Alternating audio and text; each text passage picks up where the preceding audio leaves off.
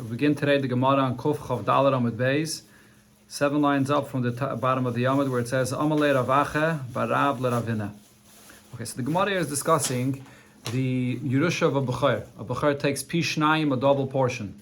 And one of the basic halachas that it says by a Bechor that the Gemara was discussing here in the last blot is that it says in the pasuk B'chol Asher Yimotzei, that he only takes a double portion from whatever is already found in the father's possession before he passed away. And from that we learn out that a Bechor does not get a double portion with something that was ro'oi, meaning the father did not have it in his possession yet when he passed away. He only got it only came to his possession after he passed away. It has to be muchsik, it has to be something that the father already had in his possession when he passed away.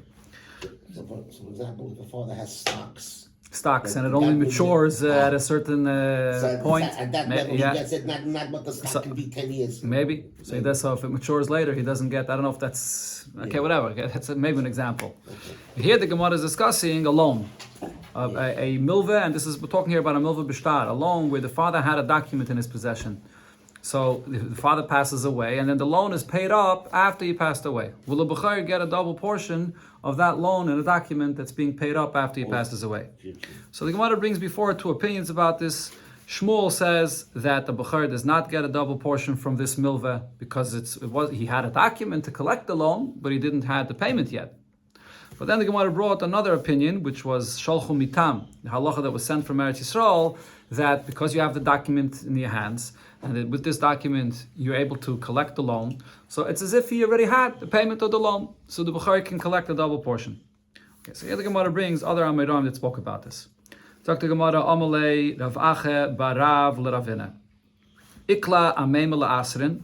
Ameima came to our place, and Vidarish, and he said the following halacha. Bechor neitel pi shnayim. A Bechor does get a double portion b'milveh when you have a loan in a document that was collected only after the father passed away. Aval loy beribis. But if in that document there was also a ribis interest that's being charged, and the ribis is paid up after the father passes away, in that a Bechor does not get a double portion. The loan itself, which is money that's being paid back to the father that he lent out, so he's just getting back his money that he already had before, that's considered to be money that was already the father's. So therefore the Bechor can get a double portion from that. But the ribis is money that he never had. Ribis is the principal he gets. The principal he gets, whenever the halva itself. But the ribis, which is money he never had, that's something that's new, and it wasn't collected yet in the father's lifetime, so therefore the Bechor does not get a double portion from this. Okay, so over here, the Gemara will explain the basis of this halacha. Amalei, so Ravina says to Chiyah Barav, that said this halacha to him, Nerdoi l'tamayu. The Amoraim of the city Nerdoi are following their reasoning that they said somewhere else. So he's saying this about Nerdoi because Ameimar, he said that Ameimar is the one that said this. Ameimar was from the city Nerdoi, and as we'll see here, the Gemara is going to bring Rav Nachman. Rav Nachman was also from the city of Nerdoi. So Ameimar and Nerdoi and Rav Nachman, that were both from the city of Nerdoi, they are following their reasoning that they hold that once you have a shtar in your hands, it's like you have the loan already collected, and therefore the Bechor will get a double portion. Where do we see that Rav Nachman said this? Because the Omar Rabbe said as follows: Legabi this halacha, a Bechor collecting a double portion from a loan. Govu karka yeshloi. If what was collected with this document for this loan was a piece of land, that's what they collected from the borrower, then the Bechor gets a double portion. Govu mois, however, if what was collected after the father passed away was cash, money, then ainly. Then on that the Bechor will not get a double portion. Now the basis of what Rabbi is saying is that when it comes to a piece of karka, because the moment you borrow the money, there's a shibud, there's a lien on this karka, so therefore even before you collect the karka, that property is like it's already in the father's possession because of the lien. And therefore, even if it's going to actually be collected after the father passes away, the Bechor can get a double portion. It's like it's already muchsik, the father already had it. But when it comes to cash, if it's being paid in cash, that's money that the father did not have in his lifetime. There's no shibud on the on money itself. Only on karka there's a lien. So if it's paid in money, in cash, that's something that Bechor will not get a double portion. That's what Rabbi said. But Rav Nachman says, no, the svar is actually the opposite. Govu ma'ois, If what was collected for the loan after the father passed away was cash, then yeshle. Then I say the Bechor has a double portion. So the Rashbam explains Rav Nachman's svara is because the father lent him cash and he's getting back cash. So meaning he's getting back that same kind of thing that he lent out. So the father already had this cash before, and now he's getting back that the same cash, not necessarily the same exact money, but the same type of thing that he lent out. So therefore, legabe that I say that what the father is getting, he's getting back what he already had before. So it's like the father already had it before he passed away, and the Bechor takes a double portion. However, even though Milva Light saw it, he's not getting the exact same cash, but it's the same type of thing though. Just like he lent out money, he's getting back money as well. However, Gohu Karka, if they collected a piece of land for the payment of the loan, then the Bechor does not get any double portion of this, because even though there was a shibud on the Karka, Rav Nachman holds that the shibud is just a lien. It's not like the father already had it in his possession. The Karka is something that the father did not have until it's actually collected. And therefore, in his lifetime, he didn't have it yet, so the Bechor does not get a double portion of this. Okay, so now the Gemara over here is saying that you see here that Rav Nachman holds that it's possible to say this concept regarding a loan, that if it's collected after the father passes away, that the Bechor can get a double portion. So Rav Nachman is saying it only b'negeya to money, right? So the Gemara here is saying, so therefore we can say that Ameimar and Rav Nachman, they are from the city of Nerdoi, that they hold that it's possible to say that a Bechor will get a double portion for a loan, even if it was collected after the father passed away. As opposed to Svara for Karka was that since there's a lien on the Karka, so it's as long as that lien is on it, the Karka cannot be considered the lien. According to Rav Nachman, the lien on the Karka, the shibud, is not good enough to say that it's already in the father's possession. Yeah. Okay, but now the Gemara is going to ask on both of these svaras over here, Rabba and Rav Nachman, they're both making a distinction between what the collection was. Was it Karka or was it money? And the Gemara is going to ask that misvara, it's hard to understand why we should make a difference between them. Amalei Abaye le-Rabbe, so Abaye says to Rabbe, L'didoch kashya, I have a question on the halacha that you said, the distinction that you said that if you collect karka, the Bechor can get a double portion, and not if you collect money. And Rav Nachman kashya. And I also have a question on the way Rav Nachman says the distinction, the opposite, that if you get money for the collection of the loan, then the Bechor gets a double portion, but not karka. And he explains what his question is. So first of all, he says, L'didoch kashya, my question is on you, on Rabbe's opinion. Why are you saying that when it comes to money, if it was cash that was collected for the loan after the father passed away, so the Bechor is not going to get a double portion of this? Why not? Because the lav hani mois shavik avoin. It's not this money here that was collected now. The father did not have it in his possession when he passed away. He didn't leave this for the children. So meaning this is not something which is say that he already has in his rishos. It's new money that it comes afterwards.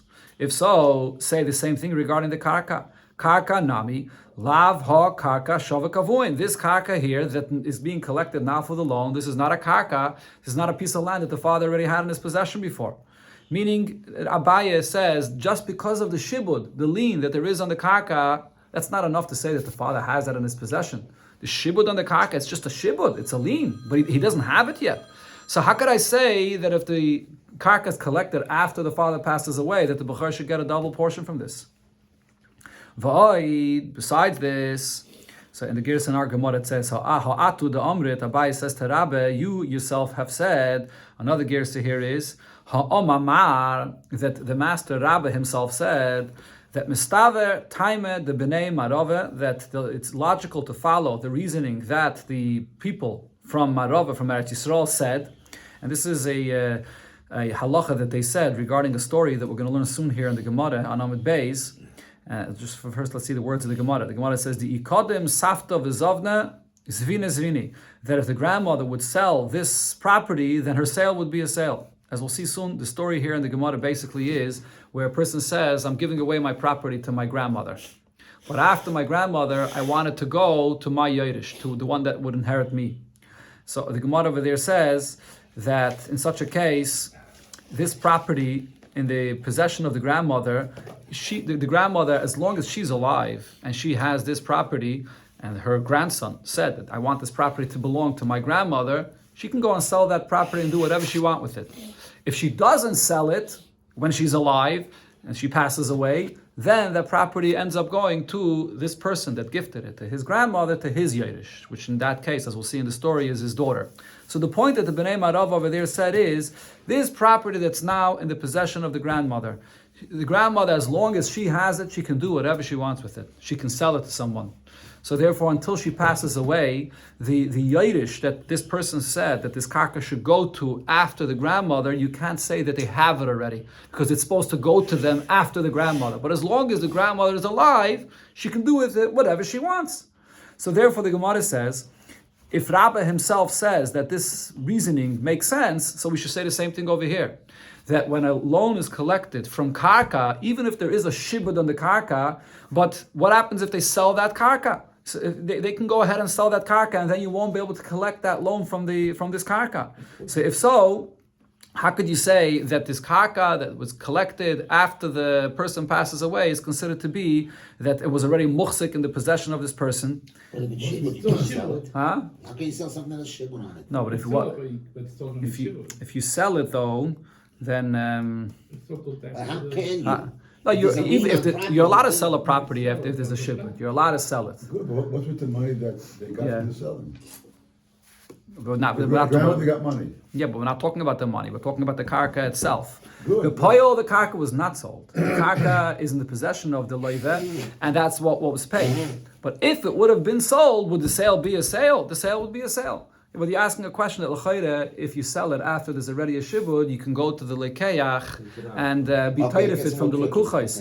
You can. But yeah, okay, that's a shaila. If l'chayre, you can be taitef from the lekuchais. I hear the question. Okay. But this is the svara that Rabbi himself said, that we can't consider a karka that's in the possession, in that case, in the possession of a grandmother. And here the Gemara is applying it to the case of a loive, that the karka in the possession of the loive, you can't say that it's already muhsik by the father, the malve, because the loive could have sold it. That's the question on Rabbi's opinion.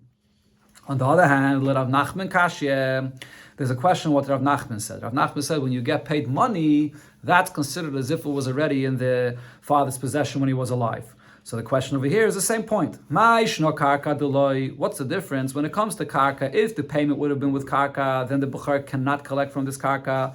The lav ha karka shavak avuin. The father, when he passed away, did not leave this karka. He didn't have this karka yet. If so, mois nami, even when the payment for the loan is money, lav hani mois shavak avuin. Even if it's the money is what he lent out, and now he's getting a payment back money as well, but it's not the same money. So it's different money. If it's different money, so then it should be the same like karka, that when the father was alive, he didn't have this karka, so how does a b'cher get a double portion of this karka? Another question, now also a contradiction on what Rav Nachman himself said. Rav Nachman said in the name of Rabbi Baravua, Yisaimim shagova karka b'chayvus avien, Yisaimim that collected a piece of land for a loan that was owed to their father. Now, and what happens if this land that they collected for a loan that was owed to their father, but the father also owed money to someone else, and now that Balchayv wants to come and collect his loan from the Yisaimim. So that Balchayv can come, that Balchayv can come and collect this karka from them. Now, what do you see from this? The way the Gemara understands now this concept. Why could a Balchayv that their father owed money to come and take this karka? The rule is, anybody that the father owed money to, from where could he come and collect his loan from? Only from what the father owned when he was alive. What came into the father's possession, or what came to the Yisaimim after the father passed away, the father's Balchayv cannot come and collect from that. So if they collected this karka from someone after the father passed away, how could another Balchayv that the father owed money to come and take this karka? Elamai, it must be that when you get the karka, that karka is really karka that there was a shibud on all along for the father, and therefore when you're collecting it now, we say, and here the Rashbam brings from the Gemara and Psachim, there's a svara that lemafreya, now once you get the karka now, it means that lemafreya, this karka always belonged to the father, because this karka there was always a shibud and it was always owed to the father, and therefore once you get this karka, another Balchayev that the father owed money to can come and take this karka, because it's the father's karka, it was always his all along. So what we see over here is that Rav Nachman himself holds of this concept that when you get karka, it's really karka that was the father's all along. So why would Rav Nachman over here say that when you collect karka, that the b'chor will not get a double portion? Why should he not get a double portion if Rav Nachman himself says that the karka that's now collected, it's lemafreya, it shows that it really always was the father's? That type of situation. Yeah, basically the same kind of thing when you're collecting a karka. Okay, so Rabba answers Abaye, Dr. Gemara, Omale, Loi lididi kashya. What you're asking is not a question, not on my opinion, V'loi Rav Nachman kashya. And it's not a question on Rav Nachman's opinion either. And the reason is as follows. Taime de b'nei ma'arava kamrinon. When we said the halacha that we said, we weren't expressing our own opinion. In other words, when both Rabba and Rav Nachman said that there is a case where it's possible for a b'chor to take a double portion when there was money or karka collected for a loan, they weren't saying their own opinion. They were saying this to explain the opinion of the Bnei Marava, which was from Eretz Yisrael. That was before in the Gemara on Kuf Chav Dalet, abroad over there, as I mentioned in the beginning. This was the opinion of Shalchul Mitam. They sent from Eretz Yisrael to say that a b'chor takes a double portion from a loan that's collected. So the Gemara is saying, we were just explaining the opinion of the Bnei Eretz Yisrael, but v'lon lo yisvirulon. We ourselves, though, did not at all hold from this. It's not our opinion at all. According to our opinion, a loan that's collected after the father passes away, it doesn't make a difference what was collected, whether it was money that was collected, whether it was a karka that's collected. Because it's being collected after the father passes away, the b'chor cannot get a double portion. And this is Shmuel's opinion that was brought before in the Gemara of Kuf Chav Dalet. So according to us, we were just explaining what Bnei Marava said, but according to our opinion, there's no connection, B'chlal. Now, according to this, Rashbam explains, the Gemara did ask over here a contradiction in Rav Nachman's own opinion. That on one hand, we see over here that Rav Nachman says that b'negei to karka, it's not logical to say that a b'chor should get a double portion, because a karka is considered to be something new that the father didn't have. On the other hand, the Gemara just quoted that Rav Nachman says regarding a karka that the Yisayimim collected, that another b'chor could come and take that, which is mashma that lemafreya, it was already the father's. So Rashbam brings here from the Gemara in Psachim that says that halacha that we quoted, that another b'chayv could come and take that karka, has nothing to do with the fact that it's as if the father already had it before. It's based on another din. It's based on the halacha that's called shibuda de Rab Nasan, which means if Reuven owes Shimon money and Shimon owes Levi money, Levi can go and can collect money directly from Reuven. Even though Reuven never borrowed any money from Levi, but we take out the middleman and he can go collect the money directly. So therefore the same thing applies in this case. This karka that was now collected, even if you're going to say that the shibud is not considered to be lemafreya, that it's as if it always was the father's, but because this person, money is owed to him, and he also owes money to someone else. So mitzat shibud Rab Nasan, it's as if the money is owed directly to that person, and therefore it goes, when this karka is collected now by the Yisayimim, the b'chayv of the father can come and take this karka. But it's not because it's lemafreya. So therefore there's no contradiction in Rav Nachman's opinion. That's where the Rashbam explains this. There's also another point over here regarding the Bnei Marava. All right, so the Gemara over here brought, again, going back to a few lines before, the Gemara said, Mistaver Taime de Bnei Marava, regarding this story of the Safta. There's also a contradiction regarding this. Okay, you know what, I'll get back to that point after we see the story of the Safta. Let's first see the story of the Safta, and then I'll get back to explain that point. So here the Gemara says, My Safta. What is this story of this grandmother that we just quoted before, that we used as a question on Rabbah? So the story is as follows. There's a person that said to his children that, or he said to people that were by him, this was, we're talking here about a shchiv mera, a person that's about to pass away, and he says, Nechosai l'safta. My properties should go to my grandmother. O Basra, but after she passes away, then liyarsoi. It should go to my Yodesh, the one that inherits me. So Havalei Brata, he had one daughter. His Yodesh was just one daughter, a Bas Yichida.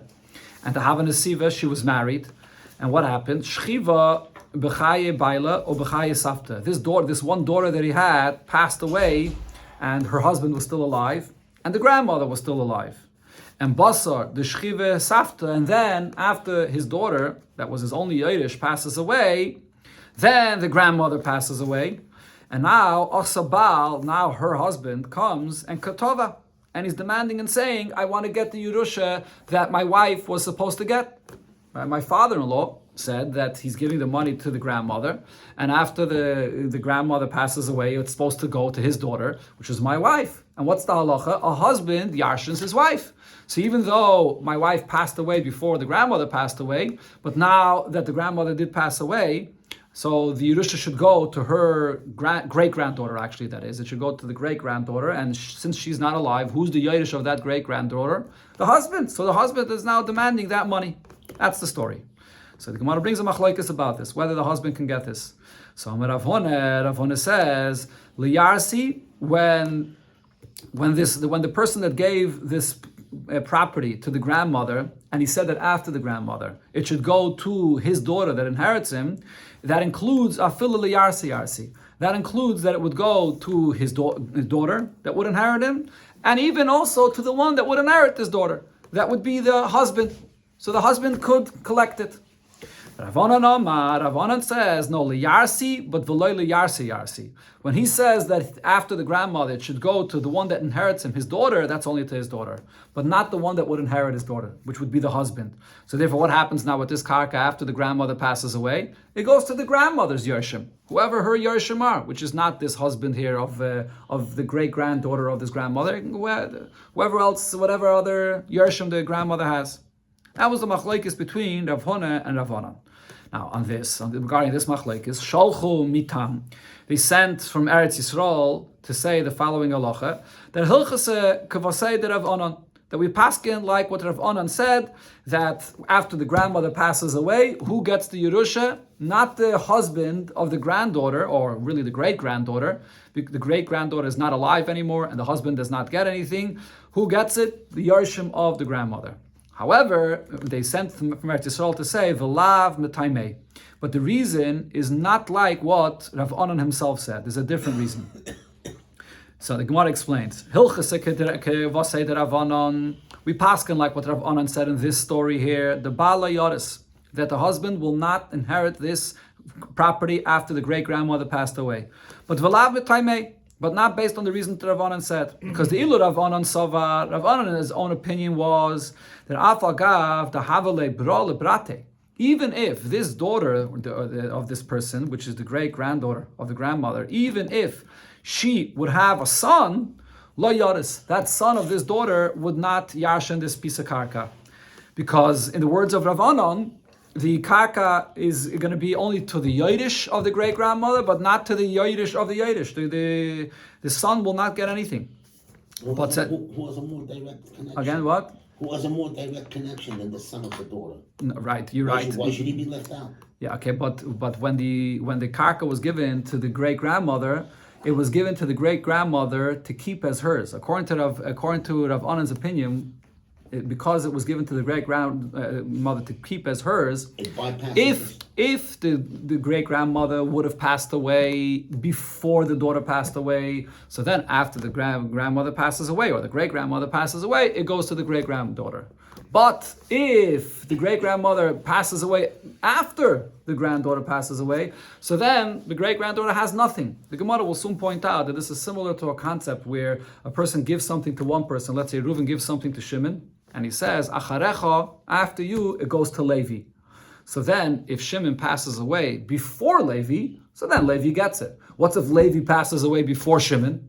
So then Shimon's Yershim take it, then Levi gets nothing. Right? So that's the point that Rav Onan is saying. Rav Onan is saying that this person gave this property to his grandmother.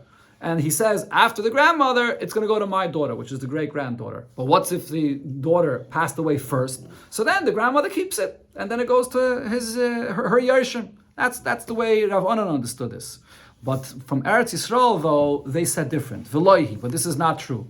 The ilu havale bra lebrate, because if there would be a son to this daughter, vada yoris, definitely this son would yarshin. Because according to the way they understood from Eretz Yisrael, the way they understood this halacha is that when it was given to the grandmother only had it temporarily.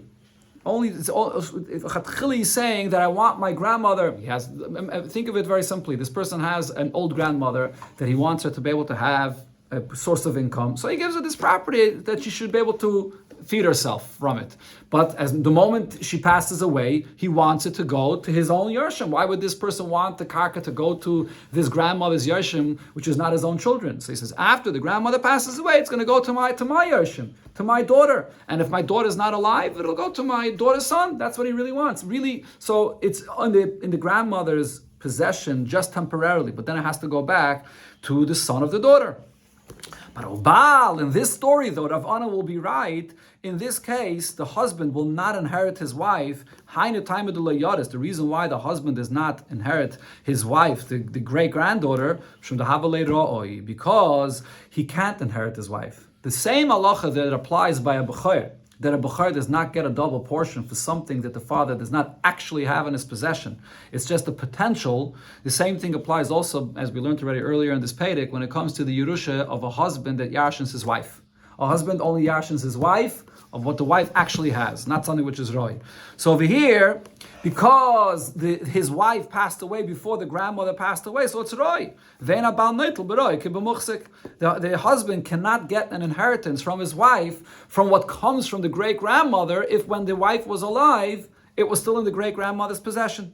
Therefore, in this case, from Tam and Eretz Yisrael, they agreed to the halacha that Rav Onan said.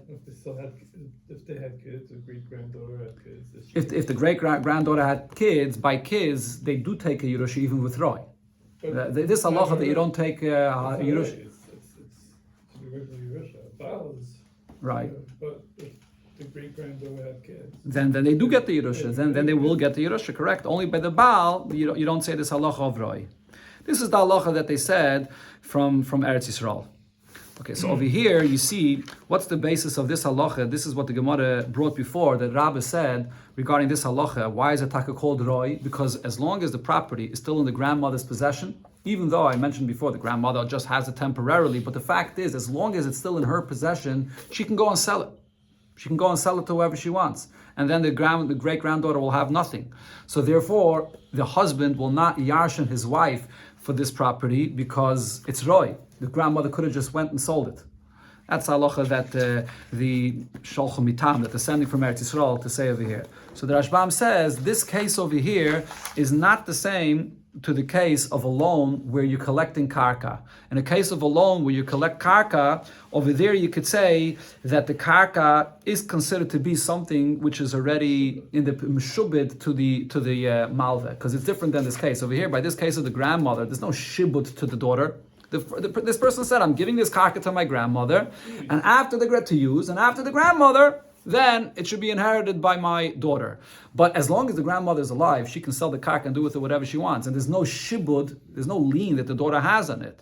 So therefore over here they say that the daughter will get nothing. But by a karka that's being collected by a malveh, over there it's a different story. Over there there's actually a shibud on it. So over there you could say there's a svara that once it's collected after the father passes away, a bukhari gets a double portion. Okay, let's continue inside. Now the Gemara explains what's the explanation of Rav Huna's opinion based on this.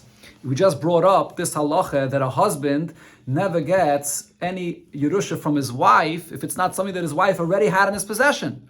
But over here it said, that Rav Huna before said, that even in this case, the husband will get the Yerusha of this karka. Why is that the case? So the Gemara asks, Meklal, if so, we should understand from this, that Rav Huna Savar, that Rav Huna holds, that Baal Noitul Beroi Kibamuchsik, that a Baal does take from his wife an inheritance, even if it's not yet in his wife's possession when she passed away. That's what it comes out of. He's getting the inheritance. Rav Huna said, yarsi, that the husband will inherit this property, even though when his wife passed away, the grandmother was still alive. So the Gemara explains, no, there's a different reason for this halacha. Amar Rabbi Lazar said, this halacha niftach b'gedalim was said by great people, which is referring to Rav Huna, and v'nistayim b'ketanim, and it's concluded, meaning it's being explained by small people, referring to himself. Rabbi Lazar says, me, a small person, I'll explain what Rav Huna, the great person, said. What did Rav Huna mean to say? It's not because of a din Yerusha. Rather, kol ha'omer acharecha ka'omer ma'achshav dami. Any situation where you have someone that says, I'm giving this property to one person, as I mentioned before. If Reuven says, I'm giving this property to Shimon, and then after Shimon it should go to Levi, it's as if Levi was zeiche in it now already. Elamai, Shimon has it temporarily, and afterwards it's supposed to go to Levi. So therefore, in this case, it's as if Levi got it already now. And therefore, over here, in this case, it's as if the daughter already got this Yerusha, already has this. The grandmother is holding on to it temporarily. But after the grandmother, it's supposed to go to the great-granddaughter. It's as if she has it already. And therefore, the husband could yashin it from his wife. On this Rabbi said, Mistavre, Taime, the Bnei Marove. It's logical what the Bnei Marove said, as I mentioned before, the Gemara said in Amar Aleph as well, the I Kodim Safta, Vizavne Zvini Zvini. Because while the grandmother is alive, if she went and sold this property, the sale is in effect. Even though the grandmother has it only temporarily, and afterwards it's supposed to go to the great-granddaughter, but while the grandmother is alive and she has this karka, she can go and do with it whatever she wants. She can sell it. So therefore, the husband cannot yashin from his wife this karka because it's right now when his wife passed away, it was still in the possession of the grandmother. On what Rav Papa said regarding the halachas that we learned here in the Gemara before and also before in Daf Kuf Chav Daled, Hilchase, the halacha is ein abal noitel beroi kebemuchsik. A husband does not inherit his wife with something from something that she did not yet have in her possession. It's just roi. And by a bechor as well, he does not inherit in something which is roy and the father did not have in his possession when he passed away. The Rashbamir says that this is also referring to a case that the Gemara discussed before on Kuf Chav Daled, where the possession was already there when the father had it already when he passed away. But the example the Gemara spoke about before is a case of shvach. Let's say the father had a property where there was a very, very small little plant and it grew into a huge, nice tree. So even on that as well, the bechor will not get a double portion, even though it already was in existence, but now it developed into a big tree. This is a shvach that happened after the father passed away. The bechor does not get a double portion. This was the opinion of the Rabbanon that the Gemara brought before. And also, ve'ena bechor neitel pishnayim b'milveh, a bechor does not get a double portion for a loan that was collected. This is the opinion of Shmuel that was brought before on Daf Kuf Chav Daled.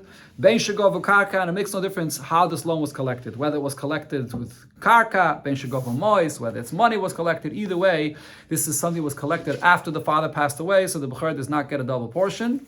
And now, one more thing he adds, that umilve she'imoi, if the father borrowed money from his own son, the bechor, and that money that the bechor owes the father.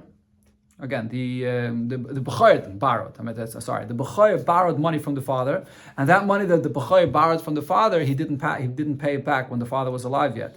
So now this money that the bechor would pay back after the father passes away, palgi. This has to be split. What does this mean? The Rashbam explains this loan here that the bechor himself borrowed from the father. Legabe this, Rabbi has a suffix. Should we say that it's just like any loan? That if it's paid back after the father passes away, the father didn't have it in his possession, so the bechor cannot get a double portion of this.